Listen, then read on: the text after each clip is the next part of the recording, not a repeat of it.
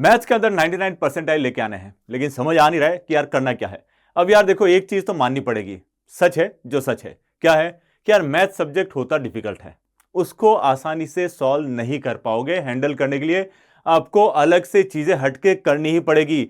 अगर बाकी लोग कर रहे हैं तो तुम भी कर सकते हो, और जो चीज बाकी लोग नहीं कर रहे हैं अगर वो तुमने कर दी तो यार मैथ से ज्यादा सब्जेक्ट बहुत आसान लगेगा।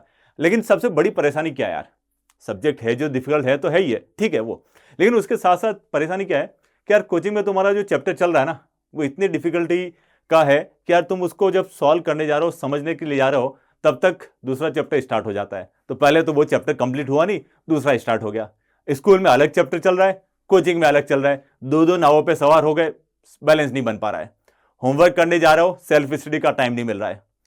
रिवीजन कर लिया, क्वेश्चन बन नहीं रहे, क्वेश्चन का कैच ही नहीं हो रहा है, शुरुआत कहां से करें, नहीं समझ में आ रहा है, क्वेश्चन कहां से करें, स्टडी मटेरियल कहां से करें, इतनी सारी परेशानियां हो गई।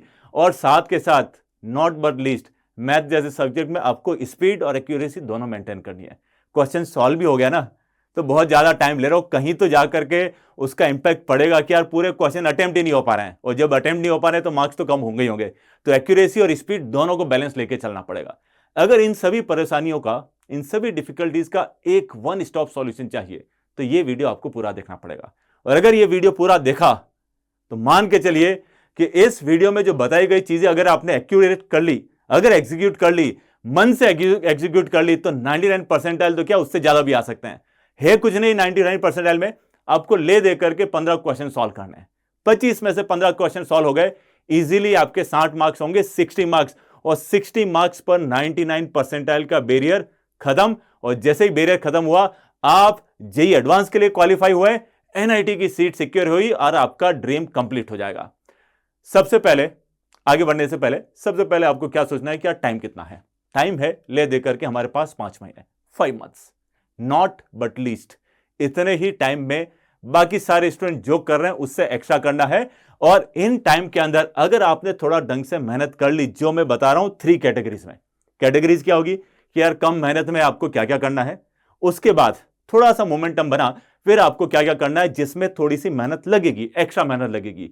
और उसके साथ साथ जब ज्यादा मेहनत की जरूरत पड़ेगी, बीस्ट मोड ऑन हो जाएगा आपका मोमेंटम के बाद में। वो अगर कर लिया तो बहुत ही हाई रैंकिंग या बहुत ही बढ़िया परसेंटाइल बनने वाले हैं, जिस पर अपन 1 बाय 1 बात करते हैं। तो लेट अस सी, स्टार्ट करते हैं। अब चलो देखते हैं कि आज जो मैथ्स में मैंने आपको प्रॉब्लम्स बताई थी उनका सॉल्यूशन क्या क्या आने वाला है। 3 कैटेगरीज है हमारे पास। पहली कैटेगरी है जो आप मजे मजे में कर लेंगे, मतलब इसमें सबसे कम एफर्ट जाने वाला है। क्या है कि यार आपका जितना भी सिलेबस कंप्लीट हुआ है, किसी भी कोचिंग में आप जाते हैं या आप सेल्फ स्टडी भी कर रहे हैं, वीडियो से भी, ऑनलाइन भी पढ़ रहे हैं, तो भी जितना भी सिलेबस कंप्लीट हुआ है, पूरा तो हुआ नहीं है, आधा, या एक तरह से कह सकते हैं कि यार 60% सिलेबस हुआ होगा, 40% तो बचा हुआ है, या अगर उससे कम भी बचा हुआ है।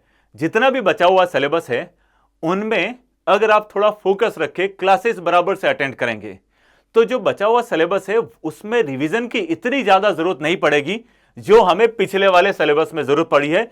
कि हमारा क्लास में थोड़ा सा फोकस अगर बढ़ गया है, अगर हम घर आकर के रिवाइज कर पा रहे हैं, होमवर्क अगर हमारा टाइम पर हो गया, तो अब जो सिलेबस बचा उसका आपका बैकलॉग नहीं रहेगा और उसका बर्डन कम होने वाला है, उसके कंसेप्ट भी आपके क्लियर रहने वाले हैं। तो ये आप कम से कम मेहनत में कर सकते हैं, रेगुलरली मजे मजे में ये कंप्लीट हो जाएंगे। इसको अपन बोल रहे हैं बिगिनिंग का, कि यार यहां पर आपका थोड़ा सा स्पार्क डेवलप होगा। इसके बाद आपको बनाना है मोमेंटम। क्या हम चलना तो स्टार्ट करिए, लेकिन अब थोड़ा सा हमें तेज दौड़ना पड़ेगा, मोमेंटम लेके आना पड़ेगा। अब मोमेंटम कैसा आएगा कि यार हमें डेली 20 से 30 जो भी चैप्टर चल रहा है उसके आपको क्वेश्चन सॉल्व करने, डेली मैथ्स की बात कर रहा हूं मैं। तो 20 से 30 क्वेश्चन आपको डेली करने हैं, जेई मेन लेवल के क्वेश्चंस करने। अगर मॉड्यूल है तो मॉड्यूल से करो, बुक है तो बुक से सॉल्व करें। और 5 से 10, 5 to 10 PYQs करने हैं करंट चैप्टर के, जो भी आपका चैप्टर चल रहा है। तो दोनों मिलाकर के 25 से 40 के बीच करीब क्वेश्चंस हो रहे हैं। मिनिमम तो 25 करने ही करने, इस रेशियो के अंदर मैक्सिमम 40 कर लें, या उससे ज्यादा टाइम मिल रहा है तो और भी कर सकते हैं, बहुत ही बढ़िया, बट कम से कम मिनिमम 25 तो करना ही करना है। अगर इतना भी हो गया ना, तो डेली के 25 क्वेश्चन अगर आप सॉल्व कर रहे हैं, और अगर कोई चैप्टर 1 वीक भी चल गया, तो आप काउंट करो कि 6 into 25 कितने क्वेश्चन हो रहे हैं। 150 क्वेश्चन किसी एक चैप्टर में कर लिया तो वो चैप्टर आपका अच्छा खासा तैयार हो जाएगा। Then the next phase is beast mode. अगर ये कर लिया तो आपकी रैंक बहुत बहुत बहुत शानदार होने वाली है। क्यों? क्योंकि ये जो एफर्ट पुट करते हैं वो रैंकर्स पुट कर रहे हैं। इसमें रियल में आपका एक तरह से है ना, मन से आपका एफर्ट चाहिए होगा। क्या है कि आपको वीकली 11th के चैप्टर्स का रिवीजन करना है, क्योंकि आप 12th के बेसिस पे 99 परसेंटाइल कभी भी नहीं लेके आ सकते हैं। 50% सिलेबस करके जाओगे, 11th का कब करोगे? 11th के भी तो क्वेश्चंस आते हैं, तो 11th का कब करोगे? तो 11th के रिवीजन की बात यहां पर हो रही है। वीकली 2 चैप्टर्स के PYQs along with the theory आपको करने हैं। थ्योरी आसानी से हो जाएगी, क्योंकि एक बार हमने 11th क्लास में पढ़ लिया है, तो थोड़ा सा रिवीजन करके थ्योरी आप अच्छे से कर सकते हैं। पीवाईक्यूज आपको अटेम्प्ट करने, ताकि वो चैप्टर आपका जेई मेन लेवल वाला आपके टच में रहे। और ये मैं 11th की बात कर रहा हूं, 12th तो अपना चल ही रहा है, लेकिन 11th का रहेगा तो लास्ट में जाकर के आपको रिवीजन की इतनी टेंशन नहीं होने वाली है। बड़ी टेंशन होती है 12th वाले स्टूडेंट्स की कि यार मेरा 11th का रिवीजन नहीं हो रहा है। आपका साथ के साथ चलता रहेगा, तो थोड़े से मेंटली फ्री रहेंगे आप in the month of November, दिसंबर और जनवरी। वरना अगर 12th का सिलेबस कंप्लीट हुआ और 11th का रिवीजन अगर नहीं हो रहा है, तो हमेशा मन में रहेगा कि यार मैं 12th तो कर लिया, 11th नहीं हुआ, उसका क्या होगा? तो वो जो 50% सिलेबस 11th का जो बचा हुआ है, इसको आप इस तरीके से सॉल्व करेंगे। पीवाईक्यू और दोनों को एक साथ करना है। Then weekly solve 25 PYQs of the JEE advance. JEE advance की बात कर रहा हूं मैं, जेई मेन करें। जेई एडवांस के ऑब्जेक्टिव और इंटीजर टाइप। क्यों? क्या 99 परसेंटाइल लेके तो आ गए, उसके बाद क्या? एडवांस तो देना ही ना। एडवांस की तैयारी कब करोगे? जब रिजल्ट आ गया फरवरी में, फिर आपका आएगा बोर्ड एग्जाम, और उसके बाद आएगा आपका वापस से जेई मेन। फिर हार्डली आपको 1.5 या 2 महीना मिलेगा, इससे ज्यादा नहीं मिलने वाला है। तो एडवांस की तैयारी साथ में करनी है। और जेई मेन में भी तो डिफिकल्ट क्वेश्चन आते हैं, ऐसा थोड़ी कि सारे के सारे इजी क्वेश्चन आएंगे। तो जब डिफिकल्ट क्वेश्चन अगर आ गए, या मान लो पूरे पेपर में ही डिफिकल्टी लेवल बढ़ गई, तो बाकी स्टूडेंट से कैसे आप आगे बढ़ेंगे? उसके लिए जेई एडवांस के क्वेश्चंस भी टच में रहना है। टच में रहने से क्या होगा कि आपको एक तो जेई मेन के अच्छे खासे क्वेश्चंस किसी तरह के भी होंगे, उससे पैनिक नहीं रहने वाले हैं। वरना अगर मान लो एग्जाम में कोई डिफिकल्ट क्वेश्चन आ गया ना, आप अटैच होकर के अपना पेपर भी काट लोगे। वो नहीं करने देना है, इसलिए पहले ही प्रिकॉशन रखनी है। और 2 ही तरह के क्वेश्चन सॉल्व करने, उसके अलावा जाने की जरूरत नहीं है अभी के लिए। Work on the speed and accuracy, 20 mode है, बिल्कुल फाइनली टचअप देना है। तो एक्यूरेसी और स्पीड का बैलेंस यहां आकर के बनाना है। Priority is solving the questions. Concept clarity जरूरी है, क्लैरिटी हुई तो स्पीड और एक्यूरेसी पर जाना है। तो ये आपका मोड आपकी स्पीड और एक्यूरेसी दोनों पर काम करेगा। अब कौन कौन से चैप्टर्स करने हैं, ये लिस्ट है। Vector, 3D, limit, continuity, differentiability, matrices and all. In chapters को अगर कर लिया तो मिनिमम 10 क्वेश्चन तो यही चैप्टर कवर कर लेते हैं, कम से कम 10 क्वेश्चन। बाकी के जो 5 क्वेश्चन हैं, आपको 15 क्वेश्चन सॉल्व करना है, तो बाकी के 5 क्वेश्चन तो बचे सिलेबस से आएंगे। तो ये चैप्टर्स अगर कर लिए तो 10 क्वेश्चन तो आपके फिक्स हो गए। बाकी के 5 क्वेश्चन चाहे तो बाइनोमियल कर लो आप, चाहे तो क्वाड्रेटिक कर लीजिए, या फिर अपने डिफरेंशिएशन के एओडी से कर सकते हैं आप, मेथड्स ऑफ डिफरेंशिएशन, इनडिफिनाइट इंटीग्रेशन, या फिर अपने डिफरेंशियल इक्वेशन। इन चैप्टर से आप करेंगे तो 5 क्वेश्चन सॉल्व करना इतना डिफिकल्ट नहीं है। कम से कम 10 क्वेश्चन तो यहां से बनी रहे।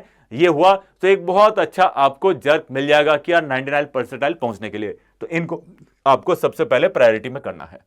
मटेरियल कौन सा सॉल्व करना है? पहली प्रायोरिटी मॉड्यूल या सीट सॉल्व करें। क्यों? क्योंकि उसके डाउट सॉल्व होते हैं इंस्टीट्यूट में। पीवाईक्यूज करने हैं कम से कम 23, 24, 25, इन 3 इयर्स के तो कम से कम करने ही करना है। ये जो लास्ट 3 इयर्स के पेपर्स के क्वेश्चंस होंगे, वो आपको रेसेंट ट्रेंड से आपको इंट्रोड्यूस कराएंगे। ऐसा नहीं कि एग्जाम में जा करके ही हमें कुछ अलग तरह के पैटर्न के क्वेश्चंस दिखे, नहीं करना है, ऐसे सरप्राइज नहीं लेने हैं। तो आपको पीवाईक्यूज अगर सॉल्व किए रहेंगे तो आप फैमिलियर रहेंगे पैटर्न से। बुक्स अरियंत कर लो, अलग अलग वॉल्यूम्स आते हैं, बहुत बढ़िया बुक है। बेसिक से एडवांस तक के प्रॉब्लम्स कवर किए हुए जेई मेन के, आसानी से सॉल्व हो जाएंगे। मॉक टेस्ट नवंबर से स्टार्ट कर सकते हैं, जब आपका 11th 12th का सिलेबस करीब करीब हो जाएगा। और अगर 11th का रिवीजन चल रहा है तो 11th के मॉक टेस्ट भी आप शुरू कर सकते हैं, क्योंकि 11th का रिवीजन अभी जस्ट मैंने बताया था कि यार वीकली आप 2 चैप्टर्स कर रहे हैं। तो जैसे 11th का चैप्टर्स कंप्लीट हो गए, 11th का फुल सिलेबस का मॉक टेस्ट आप टच में रह लें, ताकि एक 11th का भी आपको एक अच्छा खासा रिजल्ट मिल जाए। और लास्ट में अगर ये सारी चीजें आपने कर ली तो आप अभी यहां पर हैं, बाकी स्टूडेंट्स इस नॉर्मल वाले स्टूडेंट्स में, कि आप अगर एवरेज स्टूडेंट्स थे तो यहां पर हैं। ये अगर चीज कर ली तो यहां से जो जंप मिलेगा वो सीधा आपको कहां लेके जाएगा? 99 परसेंटाइल वाले क्लब के अंदर। और यहां पहुंचते ही आपके लिए बहुत सारे अच्छे अच्छे कॉलेजेस के गेट्स ओपन होंगे और वहां एडमिशन आपका सिक्योर हो जाएगा। सो बस एग्जीक्यूशन की थोड़ी सी कमी है, वो अगर एग्जीक्यूट आपने अच्छे से, मन से और थोड़ा तबीयत से कर लिया तो 99 परसेंटाइल क्या, उससे आसानी, उससे भी ज्यादा बढ़िया परसेंटाइल आपके आसानी से आ सकते हैं। सो इंप्लीमेंट करिए and improve your rank. That's all from my side. Thank you.